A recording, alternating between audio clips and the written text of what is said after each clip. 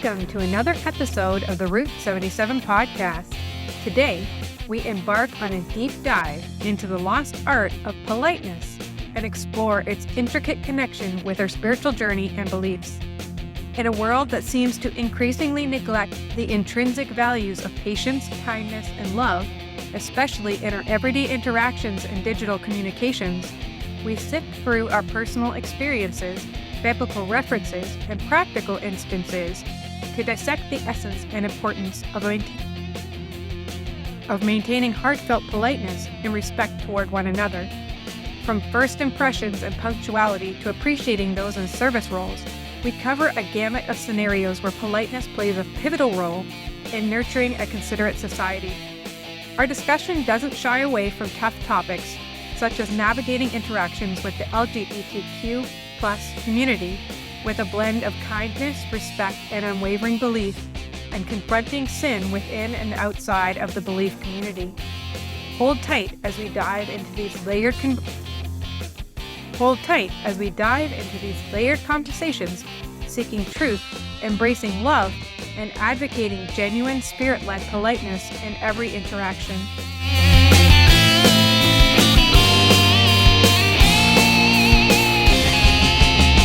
Welcome to the Route 77 podcast. I am Natasha, your host, and I am here with Monique. Hello. But no David today. But that's okay.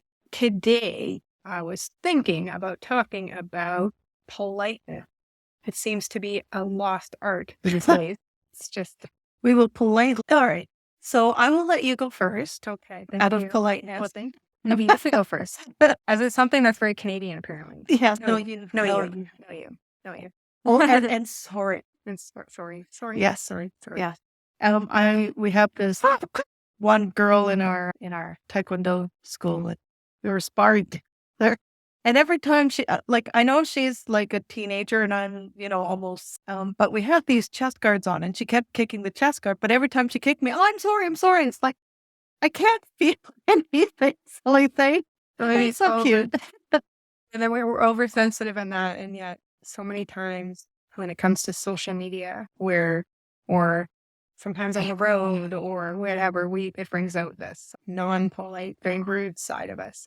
Yes, the stranger within. Yes. It wouldn't happen to be that dead man that's supposed to stay dead that keeps raising its ugly head every now and then. Zombie, I'm sure. I'm going to go to 1 Corinthians 13, because that's a good love one. Yeah, it's actually a very good verse, 13. I'll just read the whole portion because it's good to have in context. 1 Corinthians 13, let's just read it all. If I speak in the tongues of men and of angels, but have not love, I am a noisy gong or clanging cymbal. And if I have prophetic powers and understand all mysteries and all knowledge, and if I have full faith so as to remove mountains but have not love, I am nothing. If I give away all I have, and if I deliver up my body to be burned, but have not loved, I have gained nothing. Love is patient and kind. Love does not envy or boast. It is not arrogant or rude. It does not insist on its own way. It is not irritable or resentful. It does not rejoice at wrongdoing, but rejoices with the truth. Love bears all things, believes all things, hopes all things, endures all things. Love never ends. As for prophecies, they will pass away. As for tongues, they will cease. As for knowledge, it will pass away. For we know in part and we prophesy in part. But when the perfect comes, the partial will pass away. When I was a child, I spoke like a child. I thought like a child. I reasoned like a child. When I became a man, I gave up childish ways. For now we see in a mirror dimly, but then face to face. Now I know in part. Then I shall know it fully, even as I have been fully known. So now, faith, hope, and love abide. These three, but the greatest of these is love. So I think there's a lot to be said in there, and we can maybe do a podcast just on 1 Corinthians 13.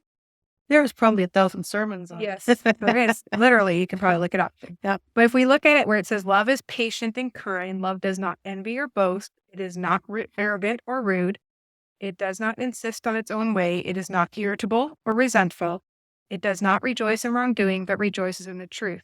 in the NIV, because you're reading ESV. Yes. In the NIV, it says, love is patient, love is kind, it does not envy, it does not boast, it is not proud, it does not dishonor others, it is not self-seeking, it is not easily angered, it keeps no records of wrongs. So this is definitely a good way of politeness. Because Yeah. there's like fake politeness, but it should be heart politeness. Yes. That you really mean. Now, sometimes it's difficult to be polite and you just want to yell at a person and you're trying very hard not to do that. Yeah, part of you may need to work on anger issues with that, but there are people who really irk you and you do your best to give polite answer or to respond in a way that you're maybe not feeling. And that's one thing. Well, ask anybody who's ever worked in customer service in retail, especially, how rude some people can be. And it's like what their problems are your fault. You've done it. Yeah. You're just working for the company. Yeah. I didn't make the product. The company didn't make the product. We're just selling the product. If you've got a problem with the product, you need to go back to the person who built this thing. Don't yell at me. I'm just here to help you. But if you're rude and if you're arrogant and if you're yelling at the person, you're not going to get much. And I can guarantee that when you leave the store, the people in the service department are going to be looking at each other going, wow, that person needs help. So do you want to be that person? We can complain about other people, but there's only so much we can do about other people. We can choose to react differently to people, but we can control ourselves and how when we are those people. Yeah. A tip that my coworkers have given to me, because I've not ever really dealt a lot with customer service. I've always been the person behind the lines, but sometimes I don't know how to deal with them. And like my coworker Tamara said, if you keep talking lower down, then they will automatically start lowering their voice. Really? And I've watched that we got a couple of people who are really good at this. And I've watched how they deal with, and they're always polite, and they're always kind, and and they can bring the people until the person's calm. Yeah. And there are people that are very gifted. They do that. So I think there is gifting in that, in dealing with people and being able to diffuse situations. And it doesn't mean that you can't learn it or do your best at it, but there are definitely people who are more natural. Yes. Yeah. But it is good to have a little bit of training, especially if you're one of those who has to deal with the public a lot. Bus drivers, anybody in transit, airline stewardesses. We try to buck the trend and we get them gifts and a thank you card that specifically says thanks for all the work that you do. And I know that you deal with people, but hopefully we can make your life better instead of frustrating. And the amount of response, I think specifically the thank you card, because usually they don't have time to really look at the gift too much until partway through the flight, but the thank you card they'll read quickly. And then they'll just be like, we love the thank you card. And just the fact that we were like, we wrote something personal to them to say, thank you for the work that you were doing. And they're always so gracious and was just like, can we get you anything? Would you like something? No, we're good. We just wanted to thank you for because it's not an easy being where we have to deal with customers. Like we've been on the other side of people's frustrations. And so the hard part is like you generally just hear the negative there because people don't always thank you for the job that you were doing. And because for me, gift giving is a way that I show to people. So for me, that's how you're very good. That's how I do it with you. Like that's why with the stewardesses, like and stuff, and even like we had a salesperson help us out yesterday with our phones. That just a little gift of saying like thanks for helping us, even though it's his job, but we appreciate that what he did, and he was very kind and gracious, and how he went about it. And the thing is, we tend to do it like something like that, like after the fact, because it doesn't look like we're trying to buy some sort of favor. Yeah, because it's not about what you could get back. It's what you can give to them out of courtesy and respect. And it's like you said, it's a very big lost thing because just walking down the street, I'm going to use my coworkers a lot because I hear a lot from, she was in a situation, she says, and I just felt like I was invisible. People were literally pushing me out of the way. Like I didn't even exist. Like I wasn't even there. And she's just a woman. She's my age. She's not very tall. We always tease her about, you can get to the low places because I can get to the high places and I get to the low places, right? But she's a very sweet lady. But she had this situation where she was in a place where there was a lot of people, and people were just like literally pushing her out of the way, and they wanted to be first. They wanted to be first. Yeah. There's a Bible verse about that. The first shall be last and last shall be first. Yes. Or even when it says Who said that? I think it was it Jesus. might have been Jesus. Because he even says, if you put yourself in the lowest position, then you may be brought forward to a higher position. But if you put yourself in the highest position, you will have you will be humiliated if they move you out of the way for someone else. So that's like the idea. You don't just let people in. Yeah, there's a certain level. Okay, you can just say you're on the road and you just keep letting the people go in front of you. The people behind you are going to get really ticked off. You're stopped. Just keep going. Just keep urging. But then you can actually allow the person, especially if there's an accident, you have to merge into the same lane.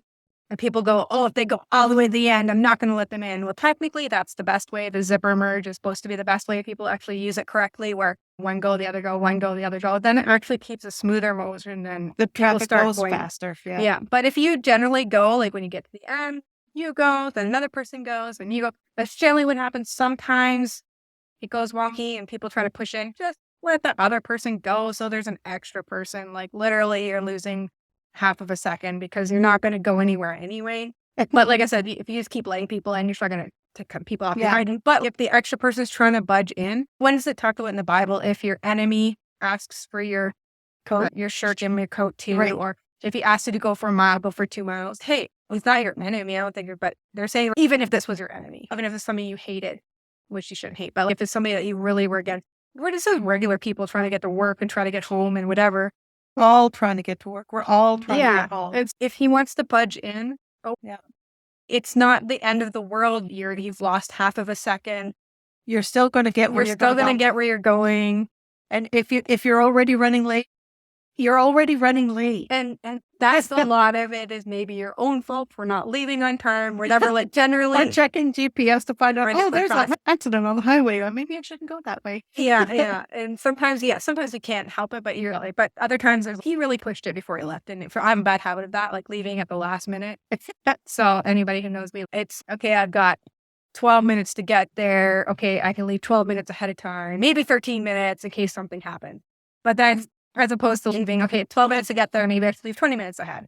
I'm bad for that. But that's not anybody else's fault. No, that's your own. And so to take that out and be like, oh, I need to get somewhere. Oh, that stupid person's moving in.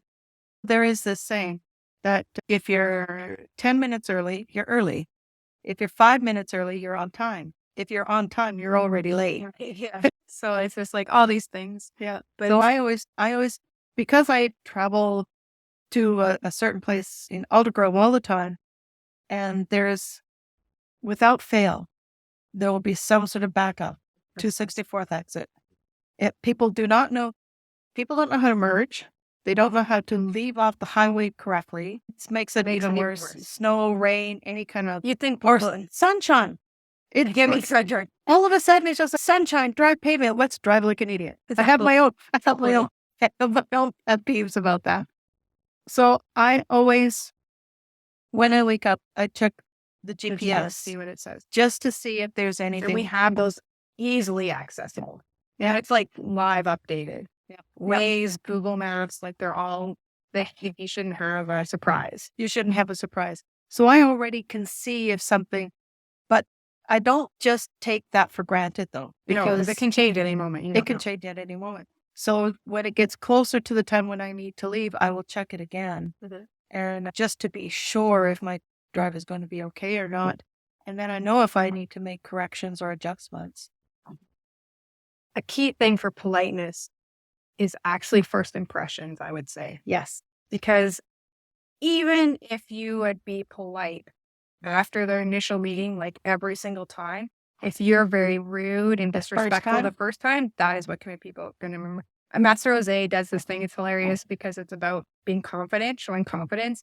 But if someone came up to you, like I came up to you, the first thing I said was like, banana in your face, head for grand, you would just be like, wow, okay. And after that, I could just be like, hi, I'm Latasha. But all you would think is banana woman. This woman is bananas. That's all you would think of is that initial banana yelling in your face, which I think is hilarious because it's true. I think there's something wrong with this person. Yeah, it could be like completely normal every other time, but all you would remember is the banana. Yes.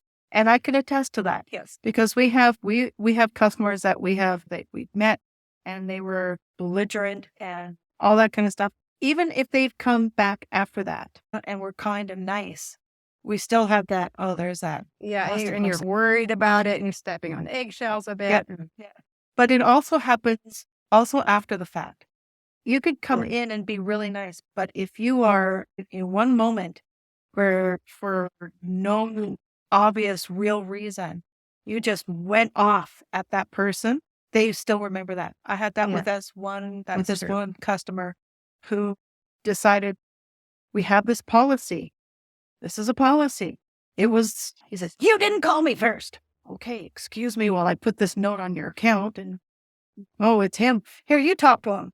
Because I don't want to. Yeah. And you were reluctant to answer the phone. You didn't pass it off because you're just like, I'm not going to deal with this. And they give you there's your initial impression. But then sometimes there's like because if you're just like a person you're not friends with, so you don't know them well, right? Then you're as good as your last meeting. And if you have that really bad one, then you're, wow, okay. Yes. We will just move on from this person.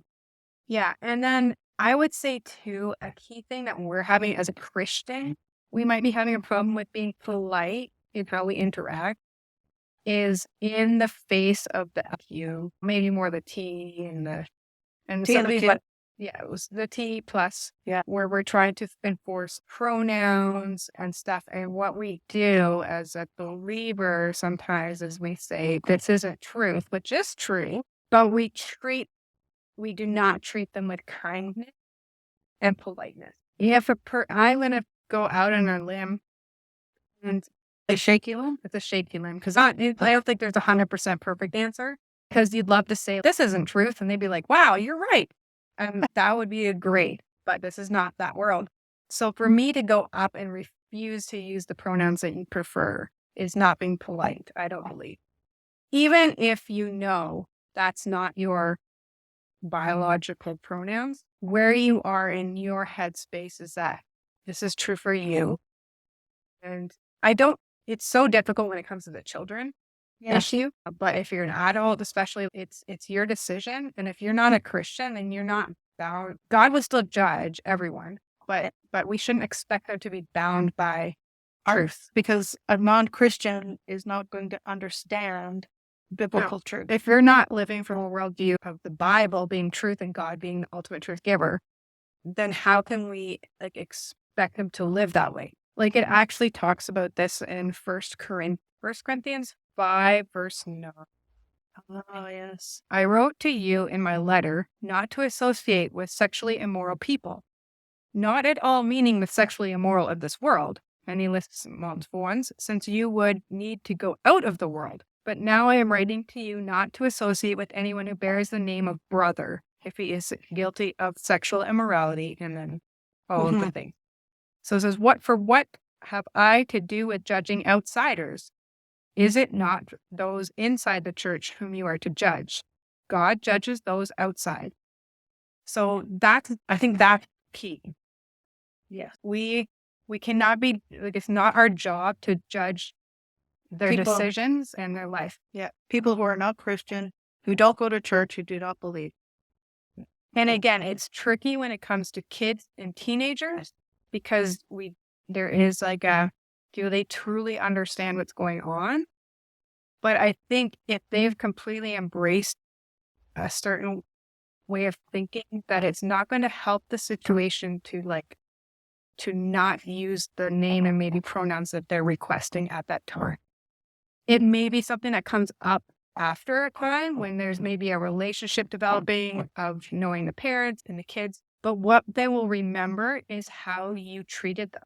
And it doesn't mean that you condone what they're living or what they're believing, but it's not for us to judge it. This is for God to judge it. Mm-hmm.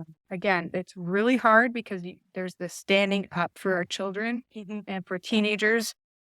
who do not fully understand the ramifications. They literally, if you look at any psychology, they literally do not have the mental development to understand long-term consequences. This takes time. This comes into the 20s, to the very late teens to mid 20s. And we're talking about letting young kids start taking puberty blockers and having the gender reassignment surgeries before they are fully aware of the long-term yeah, right or wrong. But the thing is, before just meeting them and dealing with that, if like a child who is born female walks into the Taekwondo and is wanting to go as a him, and that's what the parents want, it won't benefit to try to change it to come at them, because that is not my job to change that specific person's. We're not psychologists. We're not doctors. We can stand up for the laws, and we can stand up for things that are happening in the medical community where we can. And that, I think, is definitely something we should do. But until there's some sort of relationship, I don't think we can make judgment calls. And the relationship has to come first before, because that's what they'll remember. And a lot of times when, with young kids, when they go through, if they truly have gender dysphoria or is the things, depends on the child. Depends upon the child, because you don't know if in a couple of years they decide to change their mind. And many kids have done that. Oh, you're a boy today? All right. Oh, you're a girl today? All right. Oh, you're a cat today? It's not going to hurt you. No. And if it's something that you develop, like a relationship, and it doesn't have to be like super like intimate in the sense where they're over your house all the time or whatever. No, say there's a child that's coming to the Taekwondo and they come repeatedly for a year or more. Yeah. But then the parents really find out, that's when they find out, or the child finds out that you're Christian. And then they realize that you've been nice to me so long. Yes. That's on you. And again, there's politeness and kindness doesn't mean that you're condoning it. No. And it doesn't mean that you agree with it. It's just that you are being respectful of a decision that is not yours to. Yeah, and it's not yours to make. No. And you can pray for them. And if they ever ask you, you can be honest about it. This is where the judge not lest you be judged really comes into play. Because if you ask anybody who is outside of the church who is being judged by Christians, see how firstly they judge you for your judgment of them. Yeah. Does it really hurt you to be kind and loving, even if you disagree? And the same with any other part of the LGBTQ. Yeah. If you can disagree with a lifestyle choice, but you can disagree with any of those lifestyle choices, but it doesn't actually have to change any way of how you treat someone. So like I know we diverged into another side that we do want to have an honest conversation with, including people from that community or from people who have experienced that community.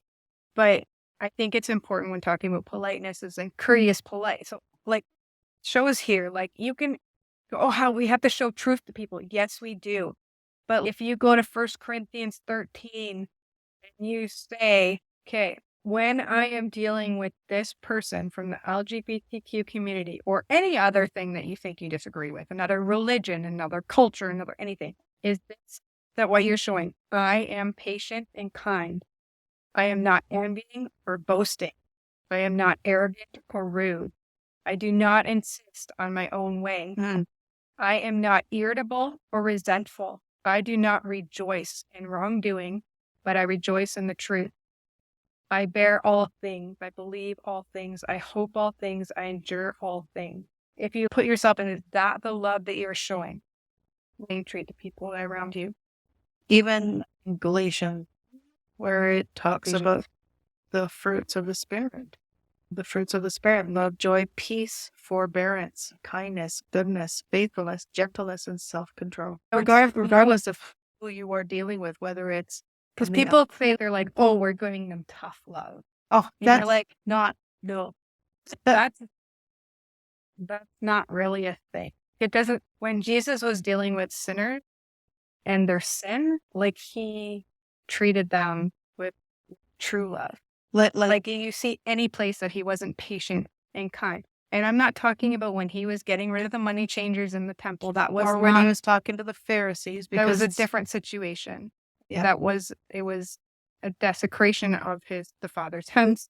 That's not when he was dealing with the individuals and their sin. Yeah. And dealing with the Pharisees, how he dealt with them and stuff like that was also because they were supposed to know better, and they were being liars and cheats. And so he confronted them. He confronted them. But if you remember when these Pharisees and scribes brought the woman caught in adultery, number one, where's the guy? Yeah. And if you see how Jesus treated her, he didn't say anything to her. But he did at the end. Then he's go and sin no more. Yeah. So he did confront her sin, but did not treat her in any way like those around, all those religious people around her treated her. Because he said, whoever is without sin, cast the first stone. And he could have. Because he was the only one without sin. And he turned to her and he says, where are your accusers? And she said, they've all left. And he says, then I accuse you, then I don't condemn you either. Go and sin no more. Yeah. He didn't just say, go back to your life. Nope. Go live your life. No. But he showed the love, the kindness, the patience. And it's just... And we can take a page out of his book, or a few pages out of his book. There's a lot of pages. Every page. Where how he treats... The one that always gets me is when he is in the house of the Pharisee and the woman comes in that she had perfume and tears, and she bathed his feet with her tears and dried it with her hair. Yeah. And out of the gratitude of what he had done for her, and the Pharisee, do you know who's touching you? Like, really? No. Of course. Number one, yes, he Yes, did. he did. And number two, what he says, since I had come into your house, you didn't even give me water to wash my hands, and this woman hasn't stopped washing my feet and kissing my feet and dry. If you've never sinned, then you never you wouldn't realize what I've given, but she has sinned greatly, but she understands the forgiveness that was given. So I think, like, how we as Christians react to those around us. I always remember Rosaria Butterfield saying, like, she's a lady, listen to her stuff, it's awesome. She talks about she was a lesbian in the day when it was a little more difficult, but she was like full on into it. She was head of like gender studies and queer studies at university, all this type of stuff.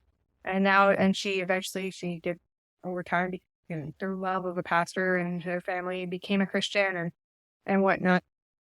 She really remembers, like, when she was in that life and in that community about Christians, was the ones holding the placards at the pride parades. Yes. And that's the only sense of Christianity that she got. And is that the type of thing? Oh, you're all going to hell. Yeah, they're going to hell whether they live like that or not. That has nothing to do with it. It's got nothing to do with it. No. And I think it's because Christians tend to give degrees to sin. Mm-hmm. We look at some sins as being worse than other sins. But if you look at it in the eyes of God, it doesn't matter. We've all sinned. It's all bad. We're all filthy rags. The wages of sin is death, and that should have been for all of us. Yeah. Not just for those who are doing what we consider to be evil deeds, because everything is an evil deed. It doesn't matter whether you stole a pen from work. No, I just said, imagine you have a married couple. They're in their like 70s. They have grandchildren. They've been married for 50 years or whatever. They have a marriage. They're not divorced. Like everything, they're on one side of you, but they're not believers. They're just living their life. On the other side of you have, and I'm not saying this is the worst, what I'm saying, you have a lesbian couple who have children that they've done through the fertility treatments, and they're married or whatever, and they're sending their kids to school with other kids or whatever. Anyway, they're living on the other side of you, but they're not Christians either. Like, you believe, oh, this is the better couple, on the one that's been together for so many years. They're going to the same place. Yep. So it's not like, there's such good people. We actually know somebody who is lesbian, who is a super nice person, who when you see her, she wants to give you a hug right away. We even knew a married couple had gone to our church. I think the other couple, they were married one was able to be in Canada, but the other was not allowed. So I think she ended up having to go back. So that's why we haven't seen them in a while. There was nothing we can do. When the government says, nope, I'm sorry, that's it, which is sad. But whether I get a hug from this one or I get a hug from that one, they're just showing their love in their way. am I going to say, oh, no, I can't hug you? You're an amen. That's weird. No, it's just accept it. It's just, I don't know. Definitely. I choose to see every person, regardless, as an image bearer of God. Granted, it is harder with some people. And there may be times in a relationship that you develop that you need to confront certain things. Yes. And just so that they know, like, you don't bring up a first conversation, but if you start, if you're open with your faith, that will come out eventually that you believe a certain way. But how you treated them has not changed. Because you could say, oh, they're like lesbian this or whatever, or gay that, or transgender this, whatever. But you could say the same thing if you have two people that are just living together and not married. Like, eventually they're going to find out or come to realize that you believe that they should be married, living together, not just living together. The girl that I drive to work, she's a very sweet girl, and she's living with her boyfriend. They've been living together for years. Yeah. So all of a sudden I'm going to say, no, you can't. Fine to say that. I had somebody actually do that to me and guilted me so badly, and I had just become a Christian. And I think sometimes we are over judgmental of our own kind as well. And what I mean by that is Christian people. If you have a new Christian in your vicinity, brand new, they're not even a year old in the faith, do not start throwing condemnation at them. Everything. You can be like, okay, this is how God designed it. This is something that you need to think about. Yeah. Definitely, it's something I think more pastors should talk about if they're looking to become members in your church. But it's not something you'd be like, okay, you have to do this right now, like at this moment. And that's exactly what she did. And what she had literally said to me, if Jesus came back tonight and saw this, what do you think he's going to say to you? Oh my God. I'm so glad I've reformed now because now I know it's just like, it says that I'm written on the palm of his hand and it's like a tattoo. I don't know about you, but they don't go away very easily. Yeah. So it's just, again, there's times, and in 1 Corinthians, it talks about it. Yeah, you deal with the stuff that's within the church. And these are people who are professing the faith and are professing to be living the faith. And again, sometimes people need a little bit of time for the Spirit to be working in them. Yes. When there becomes a hardness against it, then it's something you have to deal with one-on-one, and then that's when you deal with it like at a little higher level. But then at that time, the guy I was living with was the father of my baby. Yeah. So we were a family. Yeah. And she literally broke that family unit up with her judgmental. So needless to say, she's not a friend of mine any longer. I hope she's doing well, but she cannot be a part of my life.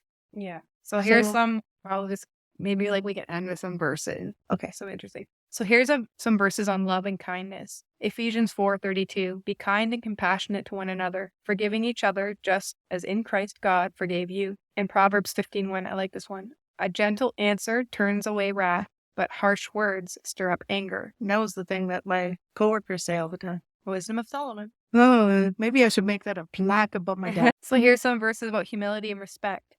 Do nothing out of selfish ambition or vain conceit.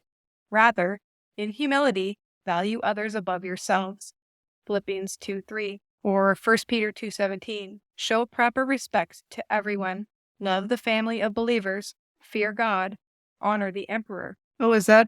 It's so hard to be the emperor honoring his. And the emperor doesn't just mean emperor, but anyone who is in a position of power. Governmental leader. Peacemaking and resolution verses. Yeah, it's hard, right? We didn't sign that heavily, did we? Oh man. Peacemaking and resolution verses. Matthew 5:9. Blessed are the peacemakers, for they will be called children of God.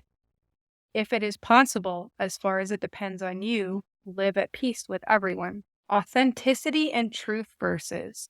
Ephesians 4:25. Therefore, each of you must put off falsehood and speak truthfully to your neighbor, for we all are all members of one body. Again, this is like talking about if we're members of one body, that's talking about within the Christian faith, I believe. Yeah. And of course, we're talking to our Christian believers. Yes. And also, again, eventually it may come up with people who are outside of the Christian faith when you're having relationship with them, fellowship with them. You don't hide the truth that you believe, but it's how you treat them. And Proverbs 24:26, an honest answer is like a kiss on the lips. All right, then. I guess that's supposed to be sweet. Depends upon who's kissing you. Yes, because I guess if it's the dog, I guess it's versus a slap on the face. Maybe. Even that's the thing. If you're talking with somebody and they want to know it, or you don't hide how you believe, so you don't pretend that you're accepting it, or like you never mention God or like I try to mention, I was at church on Sunday and I was doing this and I went to there. I don't go out of my way to mention it, but I don't hide it either. Yeah. And then, so that way people understand. And then there's certain contexts and nuances that come from them understanding that I'm a believer. And then they might go, what church do you go to? Or then they might ask more questions, but then it's never hidden. No. So they don't find out, you never told me. Yeah. And the thing is, I don't come out of my way to be like, I go to church. But if I'm referencing like, I was at church on Sunday, and then I was like, I saw so-and-so. Yeah. Or what did you do over the weekend? I did this, and then I went to church, and or even like choir. I choir for church, or I'll say, I'm doing my master's. And they're like, what is it? And I'm a Christian apologetics. And they're like, what is that? And they'll explain. So I don't just go, it's just my master's. Yeah. It's like, I try to it's that hiding your light under a bushel. Yeah. So I think that's the point is that you're making. It's like you're showing the truth, but still in kindness. Yeah. And love and respect of the other person. You're leaving the door open enough that if they want to walk through, they can. Yeah. And again, there's a different conversation you're going to have with someone who is a believer and someone who is not a believer. Right. And if you're a good friend to a believer and they're stepping out in sin, then that's something you should definitely confront. But if they're not a Christian, like that's the thing that the behavior is an outward, like it's an outward showing of that inward heart. So if they're outward, it's their inward heart that needs to change. And that doesn't happen by like judging and honor. You got to remember that those who are not believers are technically dead men walking. I was once a dead man walking, but it was God who made me alive. It was no person who did. No. So if I see quote unquote dead man walking, I do not have the ability to make that dead man come to life. No. Only and God changing does. an outward like symptom of an inward it's heart will mean nothing. It's like putting new wine into old wineskins. So you don't know what it's just going to burst. It's just going to break apart. If you've got a cracked pot and you pour something into it, it's just going to break apart. Yeah. So you can't try to change wash it out, clean it all up on the outside. Have you taken a look on the inside? Mm-hmm. It's still black. It's still dark and moldy. Yeah. So only God has the ability to go into a person's life and heart and transform them. All we can do is show the light. That's until that's the and again, we can be a light for that, and God can use us in that. But until that inward heart is changed by God, we can't expect them to live like a Christian if they don't have it. And at that point, it's God's job to judge, right? Not our job to judge. That's what it says in 1 Corinthians 5. That's our point. Politeness, love, kindness, patience, all these things. Goodness, kindness. Yes, exactly. All these things Christ exemplified, we need to hold in our hearts. So hopefully we've said things that are truth, resonated with people. Yeah. Maybe pushed a little bit of the button of, I should do that. So hopefully we're pushing the right button. God wants to push. And not the things that we And then you read all those scriptures and like, right. So convicting. The Bible's like that. So encouraging you to read the Bible because it will come and convict you where you need it. Yes. There's a reason why it's living. Yes. And the reason why we're told to immerse ourselves in it. Yeah. And if you haven't had a chance to check out my latest blog post, check it out on Facebook. It is on Facebook on the Roots page. And if you haven't yet, you can subscribe. Please subscribe, leave a review. We love it. Let us know if you agreed with us, didn't agree with us. Yep, absolutely. And we'll see you here next time. Bye for now. Bye. that wraps up our intense yet heartwarming dialogue today on the Route 77 podcast. We've journeyed through various aspects of politeness, love, and respectful interactions, traversed through the teachings of the Bible, and hopefully shed light on how we can embody Christ's love and kindness in our daily lives and interactions. From dealing with real-world rudeness to showcasing unwavering respect without compromising belief and understanding the imperative role of inward transformation in altering outward actions, we've crossed bridges of understanding and perhaps nudged open doors of further reflection for us all. If Monique's words have stirred something within you, do check out her latest blog post on the Route 77 Facebook page. Remember, your journey with us doesn't end here. Subscribe, leave a review, and share your thoughts and reflections with us. We look forward to bringing you more thought-provoking discussions. Until next time, embody love, exude politeness, and live your single life to its fullest.